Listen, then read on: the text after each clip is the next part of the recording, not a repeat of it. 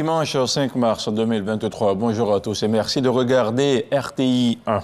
En détresse en Tunisie, le premier groupe des Ivoiriens au nombre de 145 a regagné Abidjan hier samedi. Ils ont été accueillis à leur descente d'avion à l'aéroport international Félix Houphouët-Boigny par le chef de gouvernement Patrick Achi et plusieurs membres du gouvernement. On regarde le reportage d'Éric Goré. 18h10, l'avion de Air Côte d'Ivoire transportant 145 Ivoiriens vient de se poser sur le tarmac de l'aéroport Félix Houphouët-Boigny. Ces Ivoiriens sont accueillis par le Premier ministre Patrick Achi, poignée de main et embrassade pour dire à quoi bas à ses compatriotes de retour au Bercail. À côté du Premier ministre se trouve la ministre d'État, ministre des Affaires étrangères, de l'intégration africaine et de la diaspora, Kandia Kamisoko Kamara, et également les ministres de la communication, de la jeunesse, de la santé et de la solidarité qui sont présents. Seconde étape, enregistrement de ces compatriotes par les services compétents.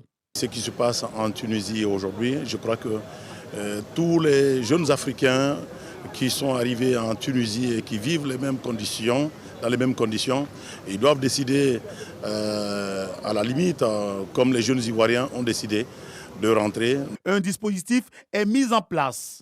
Le Premier ministre Patrick Achi assiste aux différentes étapes. Le ministre de la Santé explique les dispositions sanitaires mises en place. C'est des moments où ceux qui arrivent ont besoin d'être pris en charge sur le plan psychologique, mais également sur le plan sanitaire. Et mes équipes et moi sommes ici pour nous assurer que tout se passe bien.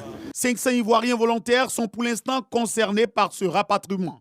Le gouvernement continue de faciliter le retour de tous les Ivoiriens vivant en Tunisie. Il est important donc de dire qu'une plateforme a été mise en place pour ceux de nos compatriotes qui ne peuvent pas sortir de chez eux. Ils peuvent envoyer leurs coordonnées, donner donc leur adresse et les services de l'ambassade en relation donc avec les autorités tunisiennes, se chargent d'aller les chercher dans les lieux où ils sont. La ministre d'État se félicite de cette promptitude du président de la République.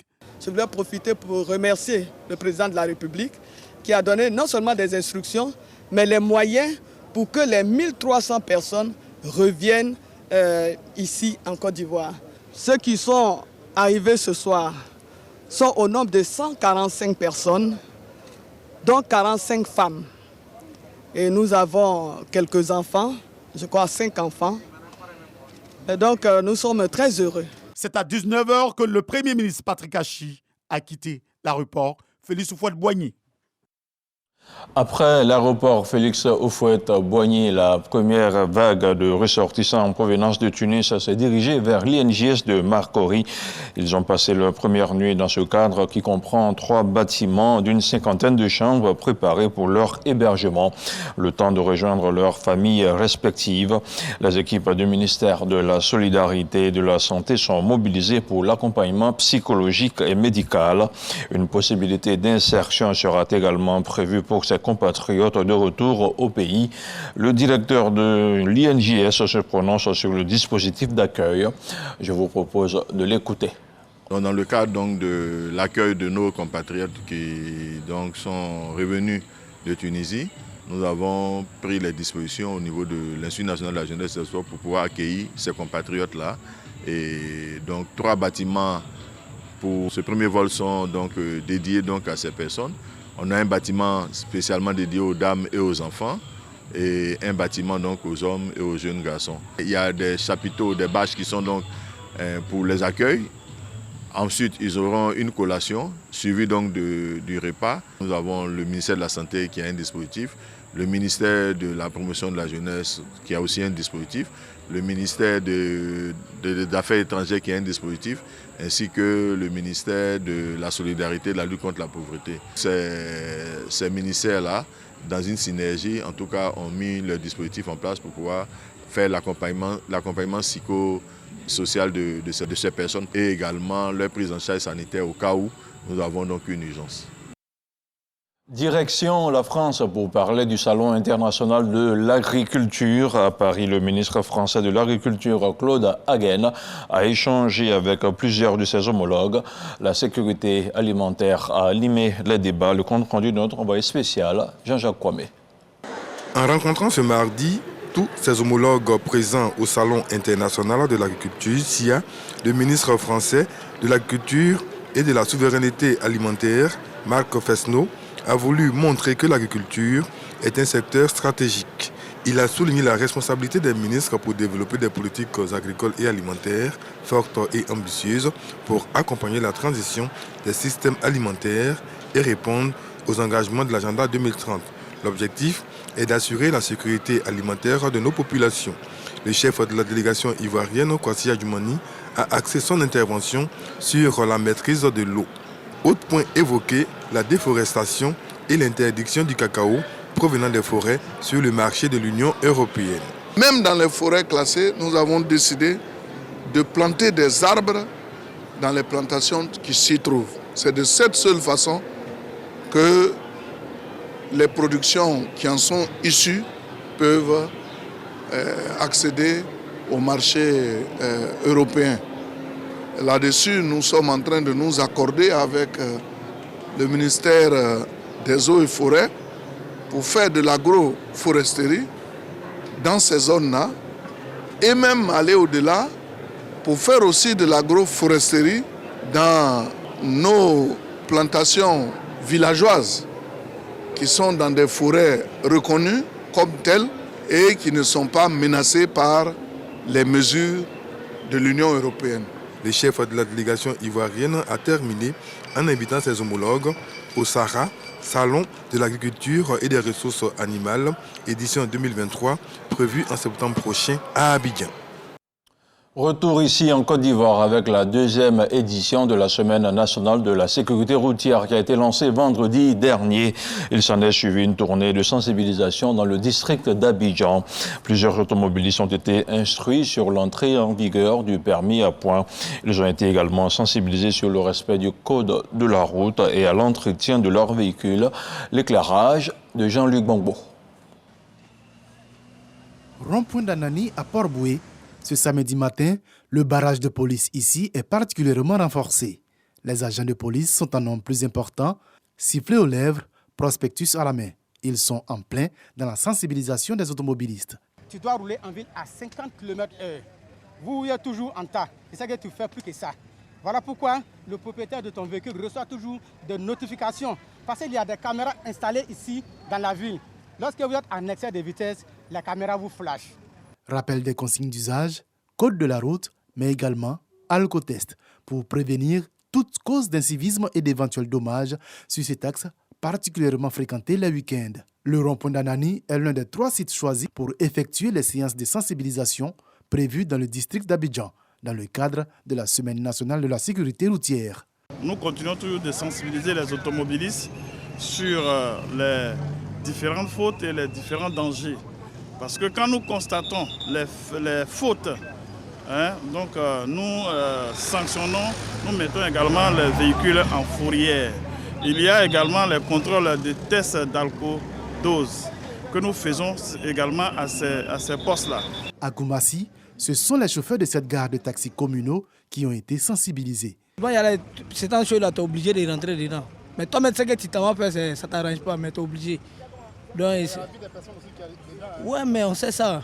Mais quand tu fais, tu sais, ça être conscient aussi. En tout cas, ça nous fait plaisir, c'est bon. Et puis ça a évité les accidents. En tout cas, ça nous fait du plaisir. Tout ce que l'État dit, nous on respecte tout.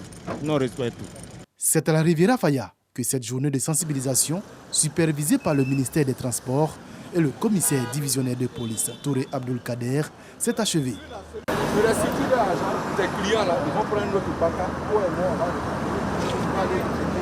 Ces chauffeurs de minicar en piteux état ont purement et simplement été sommés de garer leur véhicule. Ce que vous avez vu en miniature, c'est ce qui se fait sur tout le territoire national. Ce que nous constatons qui revient de façon courante, il faut dire grand nombre d'usagers, de conducteurs de véhicules ou de véhicules sont dépourvus de ces instruments d'éclairage. Donc vous voyez des véhicules qui fonctionnent avec un phare ou soit il n'y a rien, derrière il n'y a rien. Donc c'est tous ces éléments-là que nous allons pendant cette semaine-là faire le suivi. Aujourd'hui, les comportements commencent à changer. La plupart des conducteurs que vous voyez dans la rue ont tous leur ceinture de sécurité. Il y a très peu, selon les rapports que nous avons eus de la première journée, il y a très peu que nous avons pris avec le téléphone au volant. Donc c'est déjà une source de satisfaction pour nous. Il faudra continuer en amplifiant, en consolidant ce qui est acquis et en amplifiant les actions sur le terrain. Lancée le 2 mars dernier à Yamoussoukro, la deuxième édition de la Semaine nationale de sécurité routière s'achèvera le 10 mars prochain. Elle couvre toute l'étendue du territoire avec pour objectif de renforcer la sensibilisation et la répression en vue d'un changement de comportement et une réduction des accidents routiers. Après 3 semaines de formation à l'école hôtelière Ferrandi de Paris et de Dijon, ils sont de retour à Abidjan. Des enseignants qui se sont vus renforcer leurs capacités en cuisine professionnelle, en boulangerie, pâtisserie et en art de la table ont reçu leur diplôme à Abidjan. C'était en présence du ministre de l'Enseignement technique et de la formation professionnelle, Kofi Nguessan. Le reportage d'Evelyne Yoboué, commenté par Abou Sanogo. Ces formateurs, au nombre de 32, ont bénéficié du 8 janvier au 29 janvier dernier d'une formation en hôtellerie et en cuisine à Ferrandi, en France. Une formation offerte par le ministère de l'Enseignement technique, de la formation professionnelle et de l'apprentissage.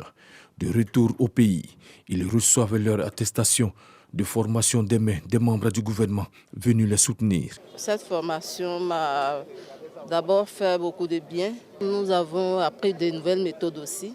Et vraiment, je suis vraiment très contente. Le ministre de l'Enseignement technique, de la formation professionnelle et de l'apprentissage, Nguessan Kofi, entend renforcer les capacités de ses formateurs et redynamiser l'enseignement technique et la formation professionnelle. La formation à laquelle nos formateurs viennent de participer s'inscrit dans le cadre de notre vision qui est de repenser et revaloriser l'enseignement technique, la formation professionnelle et l'apprentissage pour soutenir le développement socio-économique de la Côte d'Ivoire et contribuer à son émergence rapide. Cette vision se décline en 2 axes majeurs qui sont l'école de la deuxième chance, qui vise à former sur des périodes relativement courtes des jeunes en vue de leur insertion durable et décente en activité. L'Académie des talents, dont la finalité est la performance et l'efficacité interne et externe de l'écosystème de formation professionnelle technique initiale. La cérémonie qui nous réunit ce jour s'inscrit dans un plus vaste projet d'accompagnement par l'École française de gastronomie et de management hôtelier Ferrandi Paris, qui forme de par le monde l'élite de la gastronomie et de l'hôtellerie. Ces 32 formateurs sont issus de plusieurs établissements nationaux de la formation professionnelle. Nguessan Kofi, qui ne compte pas se limiter à la formation de ses enseignants, veut davantage renforcer le dispositif éducatif formation en vue d'offrir un apprentissage de qualité aux élèves et aux étudiants de l'enseignement technique. L'ONG Bloom est un acteur engagé dans la lutte contre la violence basée sur le genre. Elle a organisé récemment un dîner de gala de prestige en vue de mobiliser des fonds pour la construction d'un centre d'accueil de transit dans la région du Guémont. Un peu plus d'1 milliard de francs CFA sont nécessaires à la construction de ce centre de transit, nous rapporte notre reporter Mohamed Khalil Diomondé dans un commentaire de Franck Kodio. L'ONG Bloom marque un pas de géant dans sa lutte contre les violences basées sur le genre. L'objectif de ce dîner gala est de mobiliser plus de 1 milliard pour la construction d'un complexe social dénommé le village Bloom au profit des victimes de VBJ. Il sera bâti sur une superficie de 4000 m² et comprendra un centre d'accueil et de transit d'une capacité de 50 lits, un espace médical avec maternité, un incubateur pour l'autonomisation des survivantes de VBG et une clinique juridique. C'est la région du Guémont, plus précisément la ville de Dieucoué, qui abritera cette infrastructure car en 2018 déjà, l'on y dénombrait 536 cas de VBG, le pic le plus élevé dans le pays. Grâce à vous ce soir, des vies peuvent être changées, des femmes peuvent retrouver goût à la vie, un espoir, une lueur d'espoir. Avec le village Bloom, que votre générosité, votre élan de cœur ce soir permettra de construire. nous n'assisterons plus à ce genre de drame. En 2022, plus de 5114 cas de VBG ont été enregistrés. Des chiffres évocateurs qui suscitent l'engagement de personnalités publiques et autres anonymes. Le conseil régional du Guémont, principal bénéficiaire du projet, offre un site de 5000 m² pour la réalisation de l'ouvrage. C'est une façon de marquer l'approbation de la région du Guémont qui verra désormais toutes ces victimes la prise en charge. Les violences faites à ces personnes fragiles, que sont nos mamans, nos filles, sont d'une gravité extrême. Et lorsqu'une ONG comme l'ONG Bloom prend de son temps pour s'occuper, pour donner un peu d'amour, un peu de solidarité à ces ONG-là, eh bien nous, les acteurs de développement, nous avons le devoir de participer. Nous ne pouvons qu'encourager et soutenir des organisations telles que l'ONG Bloom qui travaillent à reconstruire les victimes et à leur redonner de l'espoir en un avenir meilleur. Ensemble, nous ferons le chemin au nom de la solidarité. Plusieurs acteurs dévoués pour cette cause ont été distingués lors de cette soirée de gala. On parle maintenant de cinéma avec la 28e édition du FESPACO qui a sacré le réalisateur tunisien Youssef Chebbi. Il a obtenu samedi à Ouagadougou la récompense suprême du FESPACO, l'étalon de Yenanga, pour son film Ashkal. Le réalisateur tunisien dévance deux femmes, la burkinabé Apolline Traoré pour Sira qui reçoit l'étalon d'argent et la kenyane Angela Wamai pour Shimoni récompensée de l'étalon de bronze. Rappelons que la 28e édition s'est tenue en dépit d'un lourd contexte sécuritaire en raison des violences terroristes qui minent le Burkina Faso. Dans l'actualité internationale, on parle justement de l'insécurité au Sahel. La Croix-Rouge au Mali a confirmé samedi soir l'enlèvement de deux de ses collègues dans la matinée entre Gao et Kidal, mais sans autre précision. L'organisation rappelle qu'elle est présente au Mali depuis 32 ans et qu'elle est une organisation neutre, indépendante et impartiale. On termine avec l'actualité hors du continent africain. Le ministère des Affaires étrangères de la Corée du Nord a appelé les Nations Unies à exhorter Séoul et Washington à cesser leurs manœuvres militaires conjointes, a rapporté ce dimanche l'agence de presse officielle KCNA. Selon le vice-ministre Kim Song-kyung, la rhétorique et les manœuvres de Séoul et de Washington ont conduit à un niveau de tension extrêmement dangereux.